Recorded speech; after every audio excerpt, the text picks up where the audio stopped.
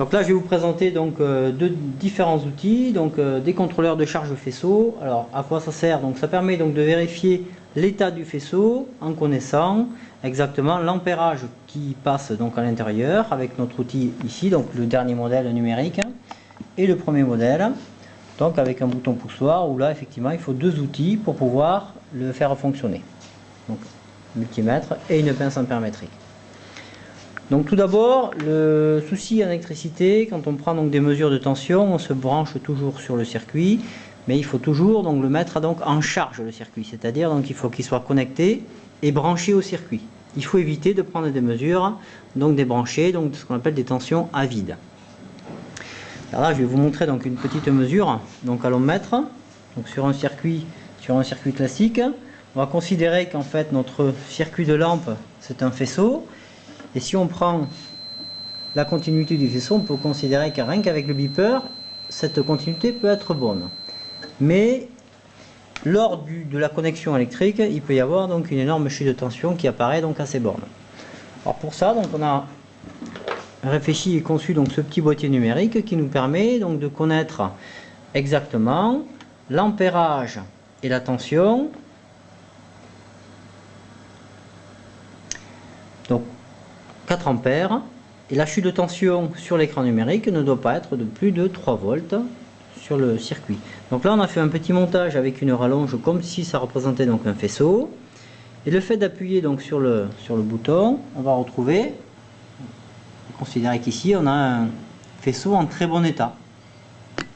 Maintenant si je renouvelle donc cette opération, donc là je travaille directement sur un autre faisceau qui pourrait sembler être en défaut. Donc là on retrouve également donc la tension, la lampe on voit bien qu'elle s'allume. Par contre quand on appuie, on s'aperçoit qu'en fait l'écran numérique s'éteint, la lampe ne s'allume plus. Et donc là on peut considérer un gros souci de tension dans notre faisceau. Et là on va donc procéder au contrôle de pinage du faisceau. Si on contrôle sur un autre circuit, c'est la même chose. On s'aperçoit que le circuit n'est pas coupé, donc là en l'occurrence le filament de la lampe n'est pas coupé.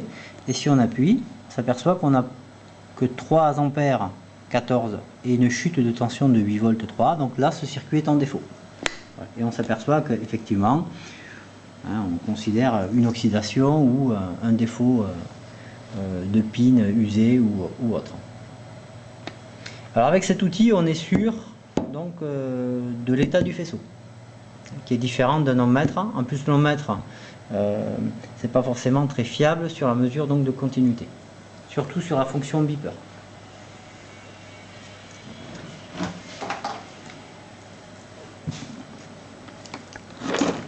Donc là je vais vous présenter donc l'autre outil.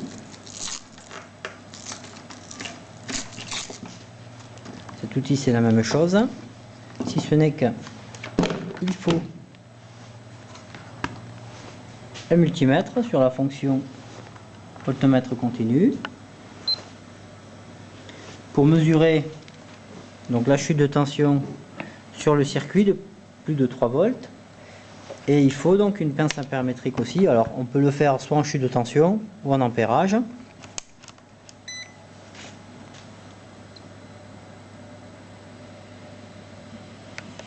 Et là il faut donc ces outils là qui est différent du premier montage.